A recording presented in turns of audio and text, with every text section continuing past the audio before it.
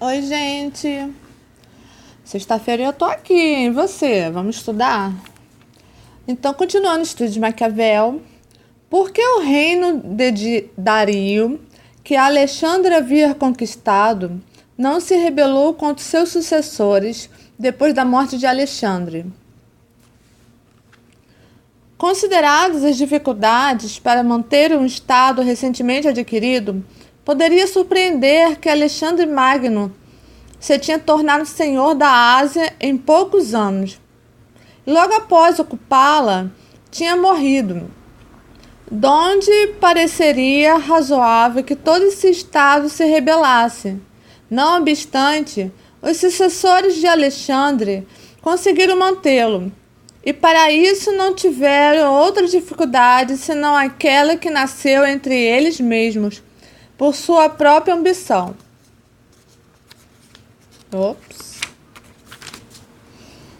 Respondo que os principados de que se tem memória são governados de duas maneiras diferentes, por um príncipe e todos os outros seus servos, os quais, feitos ministros por graça e são concessão sua, ajuda a governar o reino, ou por um príncipe e por barões. Barões no sentido de nobres, né? É óbvio. Mas não sei nem por que botou essa nota. Os quais, não por graça do Senhor, mas por antiguidade de sangue, mantêm o título. Tais barões têm seus próprios estados e súditos, que os reconhecem como senhores e têm por eles natural afeição. Os estados governados por um príncipe e seus servos dão mais autoridade a seu príncipe, porque em toda a província ninguém é considerado como superior a ele. Se obedecem ao trem, é ao ministro ou oficial, e a eles não tem amor particular. Os exemplos desses dois tipos de governo são, em nossos tempos, o turco e o rei da França. Toda a monarquia do turco é governada por um senhor. Os outros são seus servos, dividindo seu reino em sanjaks, divisões administrativas do Império Otomano, que foram abolidas somente às portas do final do Império, em 1921. Remete a eles diferentes administradores e os muda, e varia como quer. Mas o rei de França está em meio a uma multidão de senhores antigos, reconhecidos e amados por seus súditos. Eles têm seus privilégios, dos quais o rei não pode privá-los sem correr perigo. Quem considera, portanto, esses dois estados, encontrará dificuldade para conquistar o estado do turco. Mas, uma vez vitorioso, terá grande dificuldade em conservá-lo. Assim, ao contrário, terá mais de facilidade para ocupar o Estado francês, mas grande dificuldade em conservá-lo. As razões da dificuldade para ocupar o reino turco estão no fato de que o conquistador não poderá se chamar de príncipe daquele reino, nem esperar com a rebelião dos que o cercam facilidade na sua empresa.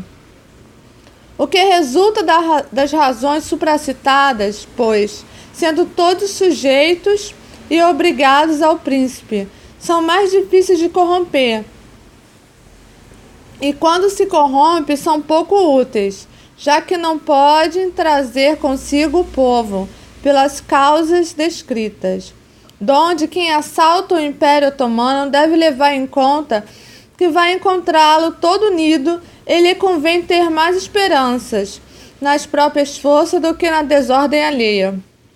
Mas, uma vez vencido o turco em batalha campal, dispersados seus exércitos de modo a não poderem reagrupar-se, só se deve suspeitar do sangue do príncipe, o qual, uma vez extinto, não deixa ninguém a temer, não tendo os demais crédito com o povo. E assim, como vencedor antes da vitória, não podia contar com eles, também não deve, depois daquela, temê-los. Para vencer o turco, é preciso derrotá-lo em batalha campal, dispersar seus exércitos de forma definitiva e matar seus herdeiros, extinguir seu sangue.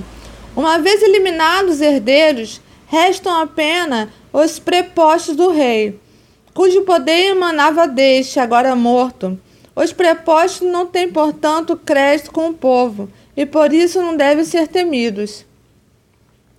O contrário comentário. A mente agitada, gosta de já adivinhar a palavra antes, né? Tá bom, é coisa de quem pensa rápido.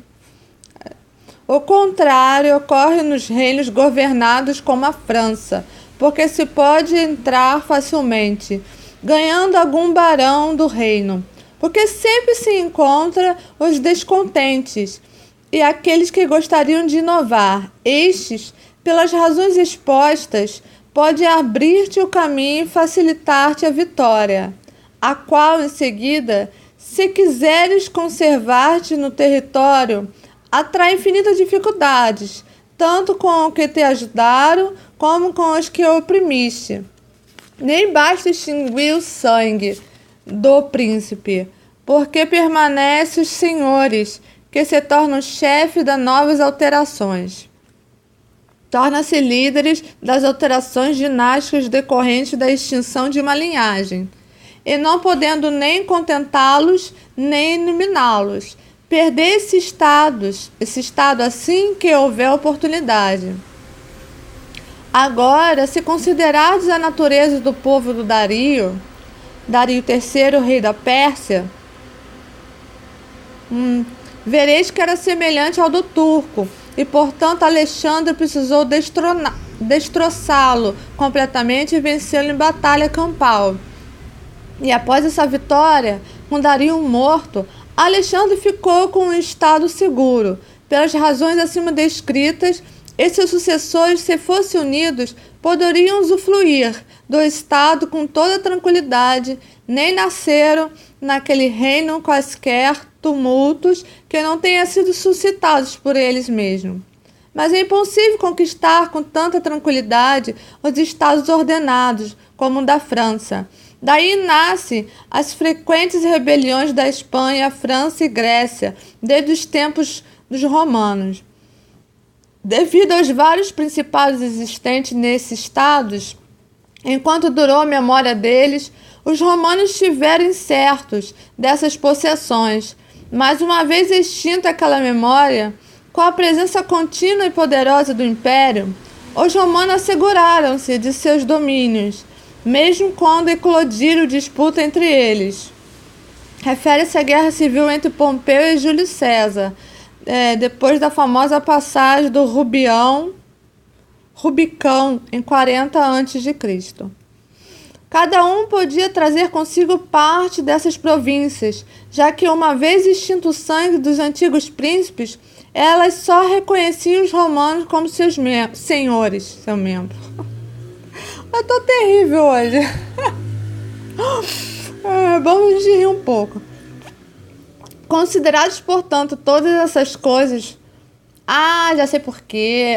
Eu tomei ginkgo biloba. Ou é chá verde ou é ginkgo biloba. Você toma um negócio desse, você fica super elétrica. Aí eu já começo também a tentar adivinhar as palavras antes mesmo de lê-las.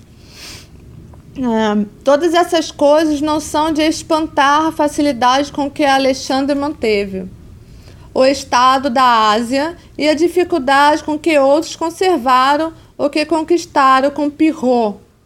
Pirro, primo do segundo grau de Alexandre o Grande, general e rei de Épiro e Macedônia, foi imortalizado pela expressão vitória de Pirro. O Pirro, não sei como é a pronúncia, empregada para denotar uma vitória que se conquista ao preço de perdas irreparáveis. O que não decorre de muito ou pouca virtude do vencedor, mas sim da diversidade estrutural do objeto da conquista. Bom, hoje não teve muito a se comentar, porque é uma informação óbvia. Vou parar aqui. Foi bem curtinho. E da próxima vez, provavelmente amanhã, não sei, eu leia o 5º capítulo. Se tiver algo que vale a comentar, eu comento. E assim a gente ri, se encontra, estuda. E dose homeopática a gente aprende, não é mesmo? Continue seguindo o canal, se inscreva, comente. Quer dizer, compartilhe, né, o seu conhecimento, que ninguém sabe tudo, eu também quero aprender. Então, se você estuda filosofia, se você estuda literatura, já leu esse livro e sabe alguma coisa, também comente, que assim a gente troca figurinha. Beijo!